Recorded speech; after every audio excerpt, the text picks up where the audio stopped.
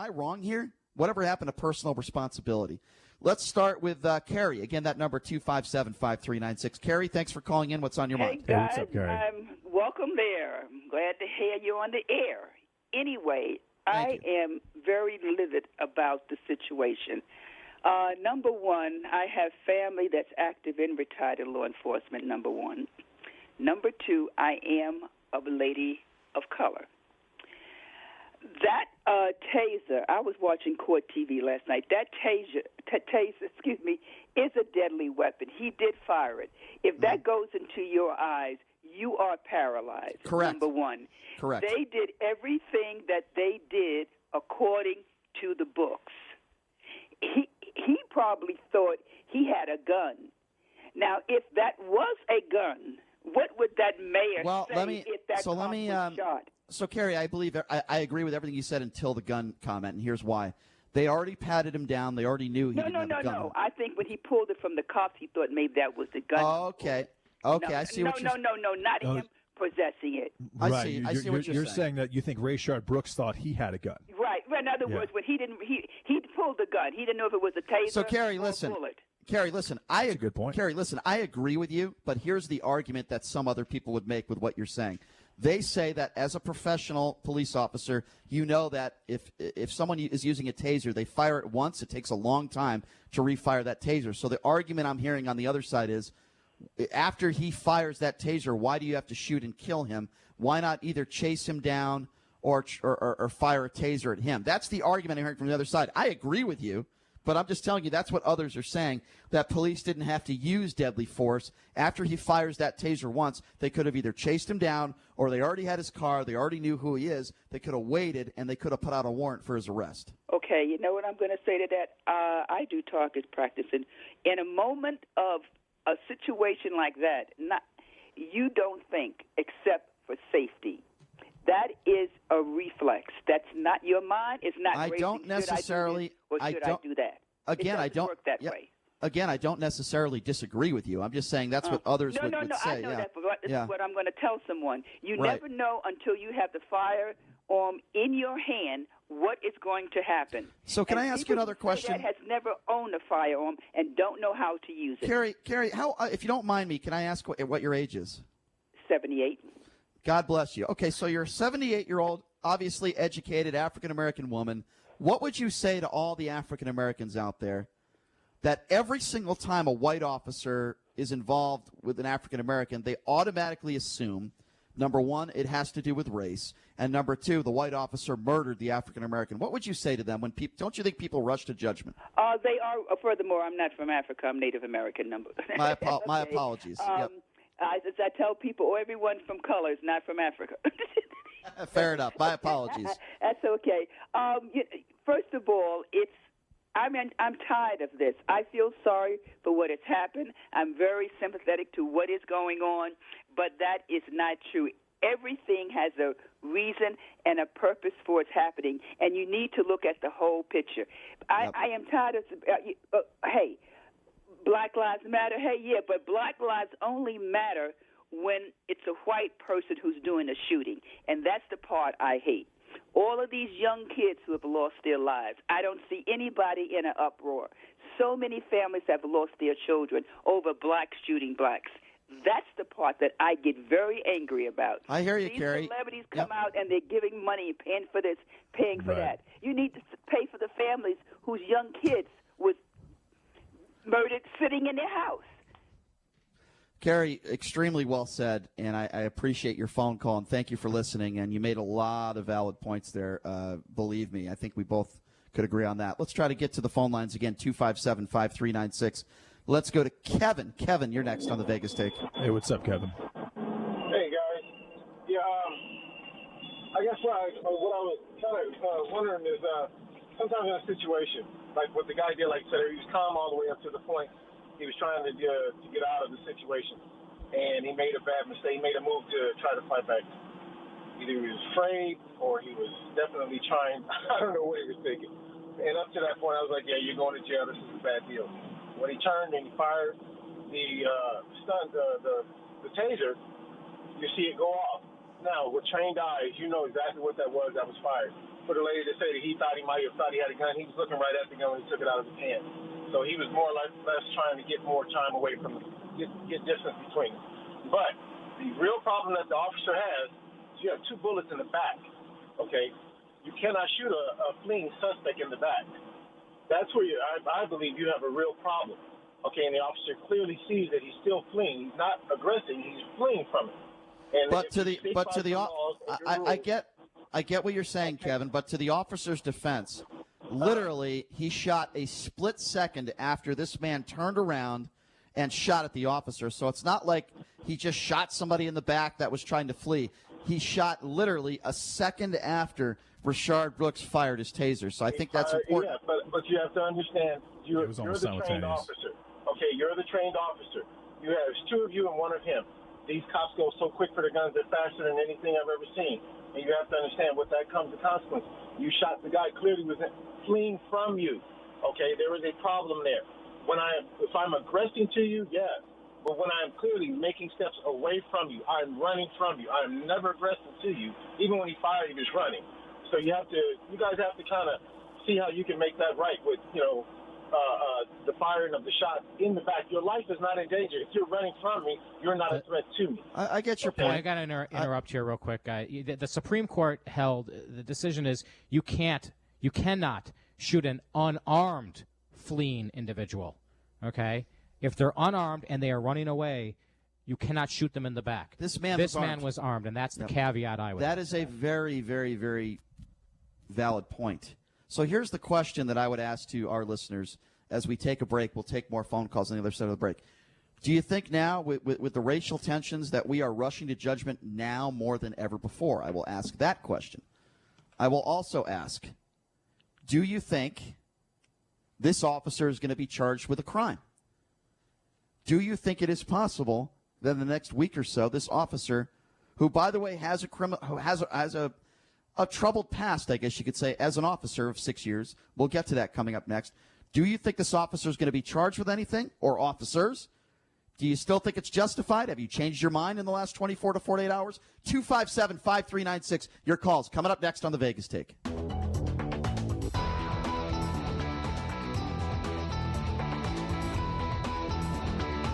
All right, welcome back. It is the Vegas Take, Sharp and Shapiro. Glad you could join us on a Tuesday. Obviously, this story about Rayshard Brooks on everybody's mind right now. Even the President of the United States is speaking about establishing higher standards for policing right now. So, obviously, this is a story that ain't going away anytime soon.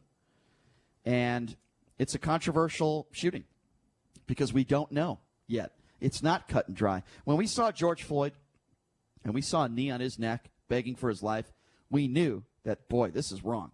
This is murder. We knew it right away. Every reasonable person in this country knew this cop is going away. That is murder. But this is not cut and dry. There's a lot of gray area in this case with Rayshard Brooks. Tons.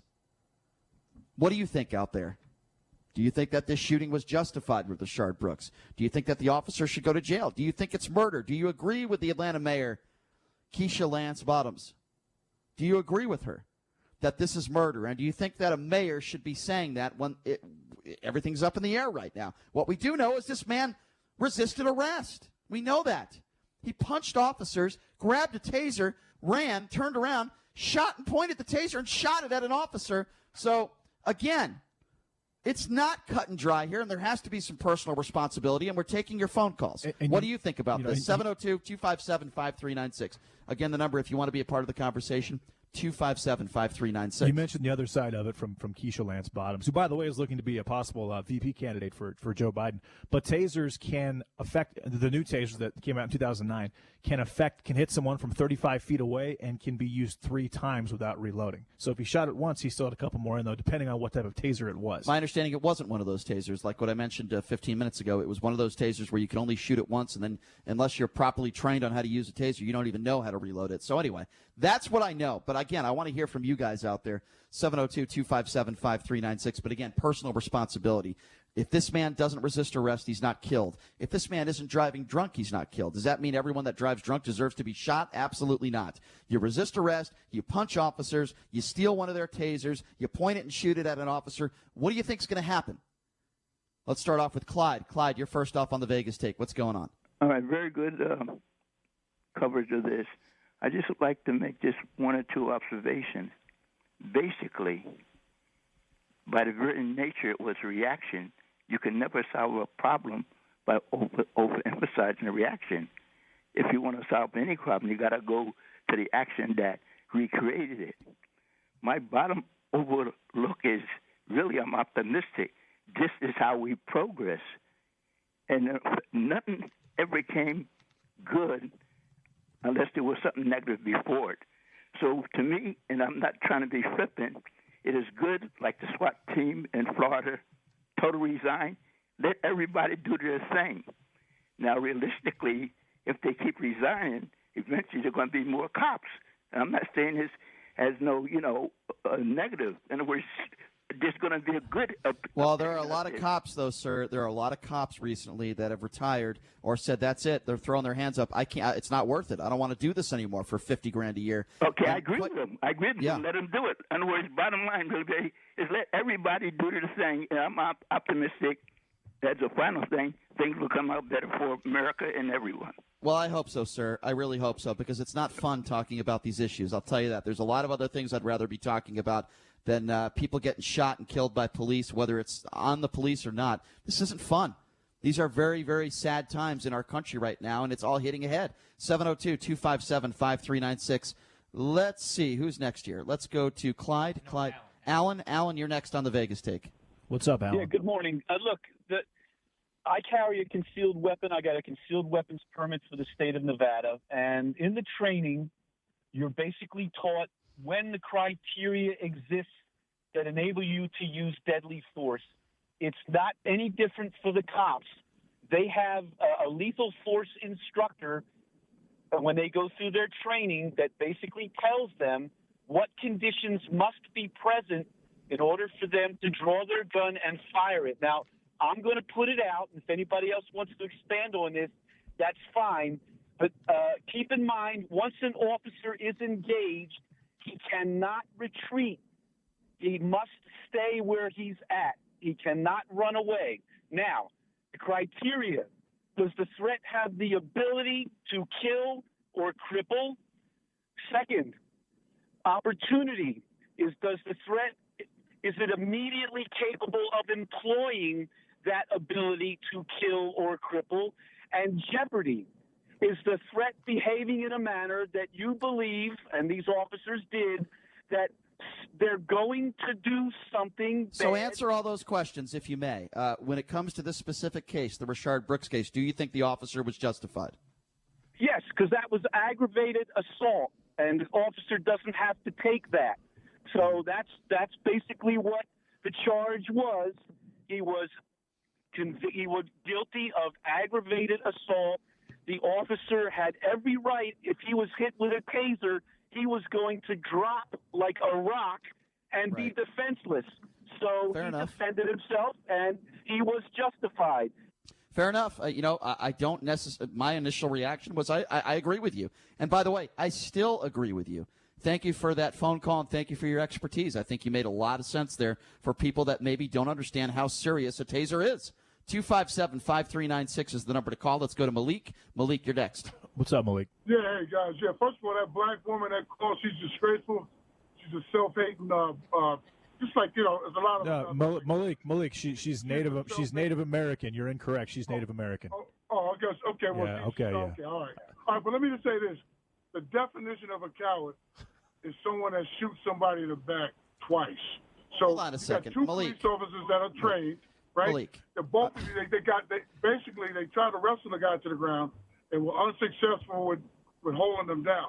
Now, listen, guys, there's a lot of people from different races that do dumb things when they're apprehended by police officers, but it just so happens that only white police officers feel so obligated to shoot black people.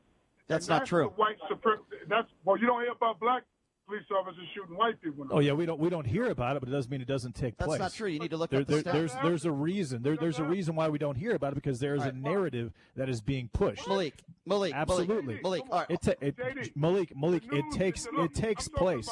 Do we see people taking video, or the videotapes.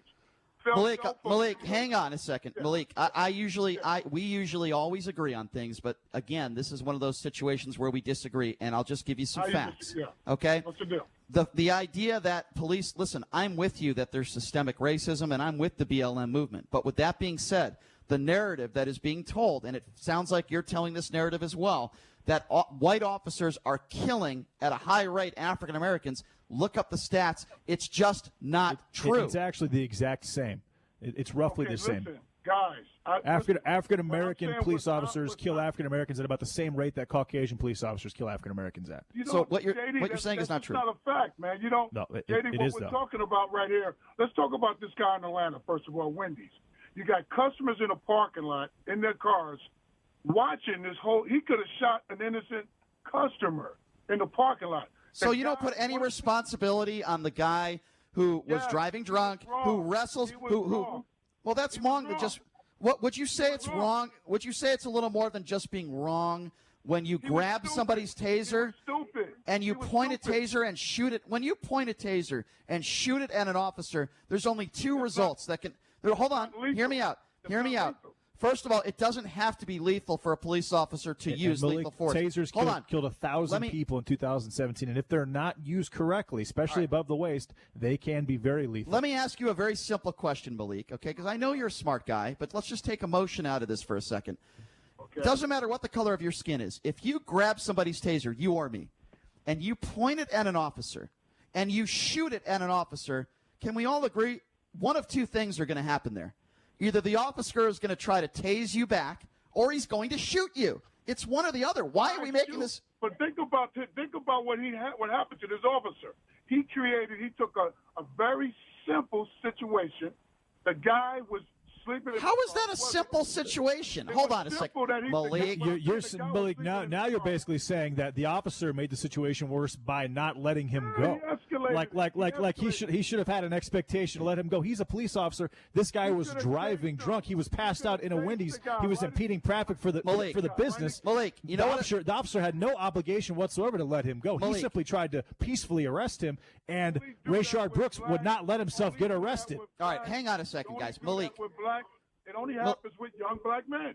Okay, Malik, first of all, that's not factually accurate. If you look up the white people that were shot by police, that what you're saying is not true. That's number one. Number two, what is a simple situation? Just look it up. Look up the deaths. White people killed by cops, black people killed by cops. I agree. Hold on a second. I agree with you, okay, that there is systemic racism, and I'm on the BLM movement side when it comes to that. But the narrative that white officers are killing innocent African Americans at a high rate, again, it's not true. Look up the facts. Now, what do you think is simple? What is simple, sir? What is simple, Malik? There's nothing simple about this man tussling with police, throwing punches at them, grabbing their taser, then firing at you. That's not simple. No, I'm saying initially it started out like they got the guy out this car. Like you said, 28 minutes of dialogue. Yes. Everything's cool. The guy asks you, can I just walk home? He walked the straight line. He followed the fingers. All he had to do was say, okay, look, dude, call your wife up. Let her come get you. So when they went to arrest the guy, he took off like a dummy, right? And you know what? We're probably going to learn something doesn't make sense. Malik, something doesn't make sense. Why did he run off like that? You're right. The first 28 minutes of the conversation was extremely respectful on both ends. Something doesn't add up. We're going to be speaking to Rayshard Brooks' sister coming up in hour number 2, and I'm going to ask her, why do you think he ran off? This is your brother. Did he act like that sometimes? Did he act irrational in his life? That's why we have his sister coming up in the 10 o'clock hour, Malik. I appreciate your call. I always appreciate your opinions. We usually agree, but I think we disagree a little bit on this one, and that's okay. I respect your opinion. 702-257-5396 is the number to call. Joel, you're next on the Vegas Take. Hey, what's up, Joel? Good morning, guys. I was listening to the gentleman who was giving you the information about CCWs in Nevada. But the fact of the matter is, in the state of Georgia, according to what I've been reading and hearing, a taser is not considered a lethal weapon by law. And that's the way the cops have to deal with it. Now, I this disagree. Guy I don't care whether you disagree. It is the law. No, but here's why I disagree. No. Let's just say you're 100% right. It's not lethal.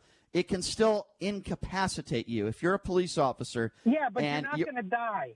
Well, hold on a second. Let me finish. Hold on a second. Let me finish. If a police officer is incapacitated, a police officer has a gun, which we all will agree is a lethal weapon.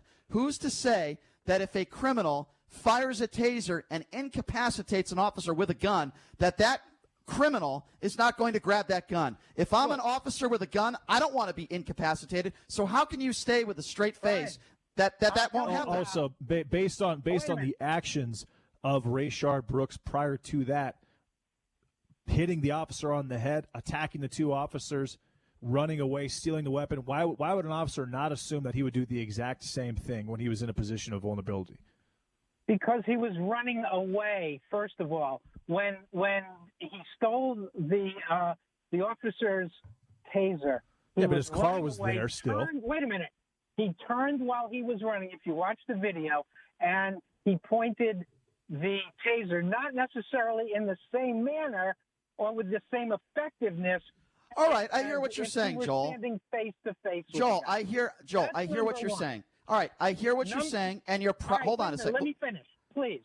Number two is the fact of the matter is that was not a cop by himself. He had his partner there with him. So let's assume that the criminal fires the taser, and hits his target. It's not as if he's going to be able to go back to the cop and take his gun and shoot him. The cop had his partner there to back him up in case of a situation like that.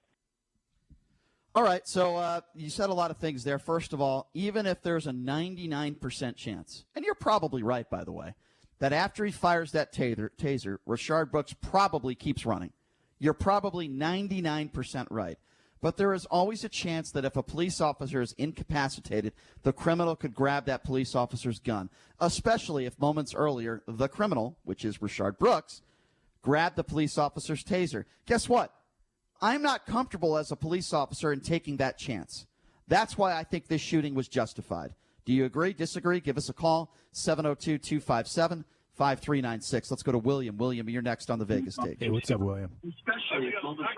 William, take down your radio, my friend. Turn down your radio.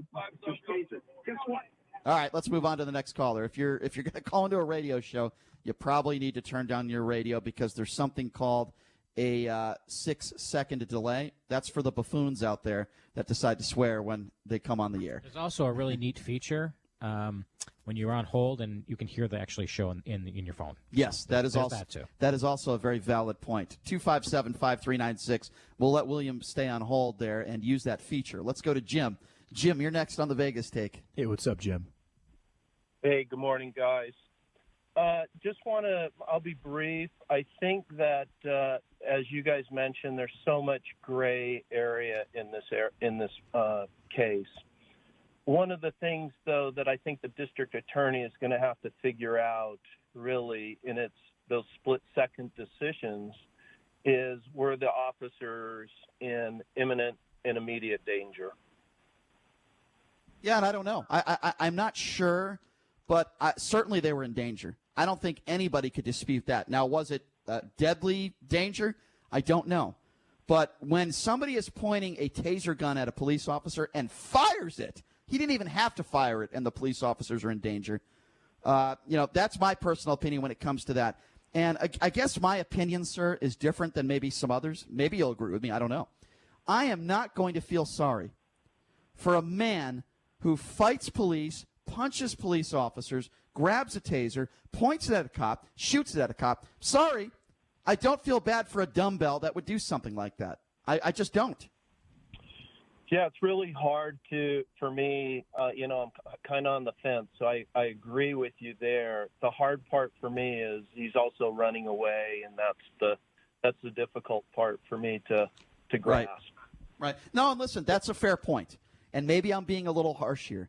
And I understand, sir, where you're coming from, and I understand other people when they say stuff like that. But he was running away. And it's so weird. And this is why I want to talk to his sister, and we will, coming up here in the next hour. Why did he just snap? He seemed like a really nice guy. He was very cordial with the police. And all of a sudden, he's going to be arrested, and he loses his mind. That's something we're going to ask his sister coming up in the next hour. 257-5396. Let's go to Alvin. Alvin, you're next on the Vegas Take. Yeah, first of all, what was that guy doing hanging out at the and intoxicated at the drive-thru? Well, he was like drunk. Blocking everybody. Yeah, you're a fool if you do that. Yeah, I mean, if you do it, there's a 0% chance that the cops or the police are not going to be called on you under those circumstances. Yeah, well, he was a fool for doing it. I've been to drive-thrus probably 5,000 times in my life. I've never once seen someone 5,000 times. Probably 2,000 times. We'll call it 2,000. You eat like crap. My wife has a horrible diet, but so I'll tell you this: I've never seen someone passed out drunk in a drive-thru before, ever, not once in my life. Correct. And also, what was he doing? He subconsciously wanted to grab the gun as he made a run for it, but in his fear, he grabbed the taser accidentally. He knew he made a mistake, and he started running for it. So he had no choice. He already played the game, and he was off. So I hear what you're saying, and I think it was one of those situations where and again, we're going to talk to his sister coming up in the next hour. I don't know the guy, but it appears to me that the fact that he was drunk, maybe he was on another substance. We don't know. Obviously, he wasn't thinking clearly. I think we all could agree on that. And because listen, as he was running, he really wanted to grab the gun, but he didn't. He accidentally grabbed the taser. He knew it, so he ran. He had no choice. That's possible. Well, I think that he was probably on some type of drug, but also there is a decent chance that he had a poor perception of police officers before this took place. Well, and if you have a poor perception of police officers, you are much more likely to resist the first 28 in the instance that you come in contact with them. And if you do things like this on a consistent basis in your life, that poor perception of police officers, I mean, the chance of something happening to you involving police officers increases dramatically under those circumstances. That's why having a strong relationship between all races and police officers and having the understanding that police officers are there to help you is so necessary right now. But here's what I would counter to that. The first 28 minutes of that encounter with police would say the absolute opposite of what you're saying. The first 28 minutes of that situation, he was very respectful to the police. He actually said that. He said, I respect what you guys do. I know you're just doing your job. So what changed? What changed? Well, I think what changed was he was trying to get off, and once he didn't get off, once he knew he was going to get arrested, he said it was basically an act at that point. Yeah, well, that sounds like one of my dates, not to make a joke, but trying to get off. Yeah, trying to get off. 702-257-5396 is the number to call. Let's go to Brian. Brian, you're next on the Vegas Take. What's going on? Hey, what's up, Brian? Hey, guys. Well, first, I'm glad finally I agree with you. But you got to pay attention to the video. The officer that was chasing him had his taser and fired his taser and missed. Yes. He drops his taser and draws his sidearm. You don't see the other officer in the picture because that was the officer that had taken the blows that were thrown by the guy. Yes, I know.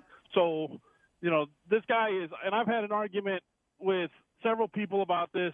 My wife is African-American, and it keeps seeming me out like on the back. I'm like, hey, look, the guy up north, they were wrong. This guy was in the wrong, and – I'm not saying he deserved to die, but, you hit officers, you take a weapon, you fire that weapon. If he had kept running and not turn around and fire that weapon, I agree. It would not have been justified. When he turned and fired that weapon, he changed the whole aspect. I agree. Sir, I agree. I've watched the video 100 times. I've said pretty much exactly what you just said. I said it yesterday and I said it today. Make no mistake about it. The action that killed him was when he turned around with the weapon, and yes, a taser is a weapon, and shot it at that officer. That is the action and the behavior that killed him. So we are completely in 100% agreement. Listen, I don't know what's going to happen here. I don't know if this officer is going to be charged with anything. I think it's a justified shooting.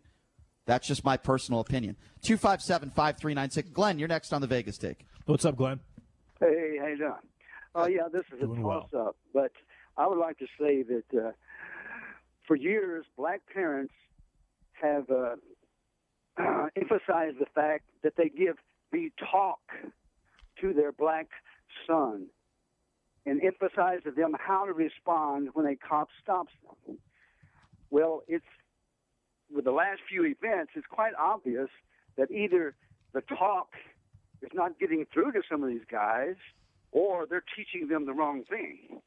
I mean, it's almost self-righteous sometimes that you hear black parents talk about on TV how they have to. Can I interject to talk that? the child. Can I Go right interject? ahead. And you made a good point, and I agree with you. But I think something that minorities are not talking about, something that this country's not talking about, is the upbringing of some of these. Oh, 100%. Okay, I think it was Denzel Washington that said it best.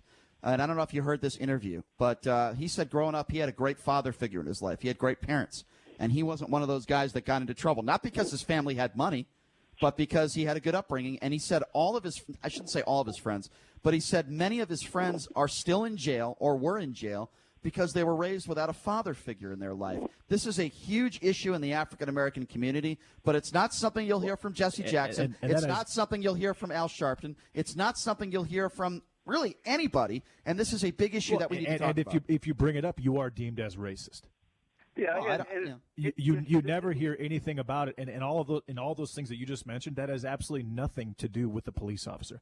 In fact, the police officer is the one that's kind of the victim in those circumstances. But they have emphasized it so much that it should be brought up almost every time something like this happens. Absolutely. And then you have culture like NWA with that song "F the Police." That song alone, in my opinion, did awful things for racial relationships between police officers and young African-American males. In my personal opinion, I don't think a song means anything. I think it's upbringing and it's parenting. If you have the on both sides, not just because then I think police officers also know that culture exists out there. So it's kind of a two-way street. We've had there's a lot of bad music out there, but the reason why some African Americans aren't listening to that music and killing cops is because they have a good family and a good upbringing. So I don't think that music or movies. It's not so much about killing cops. It's about police officers are not there to help you. Police officers are your enemy. They are not your friend, and that is literally what they are supposed to do. That's what. When you're brought up thinking that police officers are there to help you, you will respond in kind over the course of your life, and having that is it's a good peace of mind to have, and that does come through parenting and not being influenced by things like that. So we got to take a break. Police. Okay, but we got to take a break. But I will say this: I think that, in my personal opinion, that's a little bit oversimplifying the situation. The relationship between law enforcement and minorities has not been great over the course of decades and decades. So when you hear about some of these issues as an African American, or maybe you're the subject of being pulled over for no reason, you could respect the police all you want. Again, I say it all the time, there is injustices out there, and there are bad cops out there, and there are cops that treat minorities different than people that look like you and me. So you can have a great upbringing, but I understand in the African-American community, while there are some that do not trust law enforcement, that needs to change, and it's not just the police officers that needs to change their behavior. I think we all need to change our behavior. But coming up next, I want to find out the legalities of this. I want to speak to a retired NYPD lieutenant. His name is Darren Porcher. He's a contributor to Fox News, CNN, and MSNBC. What does he think happened here? Will this officer be charged? What are the laws when it comes to these tasers? And, what would he have done if he was in that situation? Darren Porcher coming up next right here on the Vegas Take 101.5 FM, 720 AM, KDON.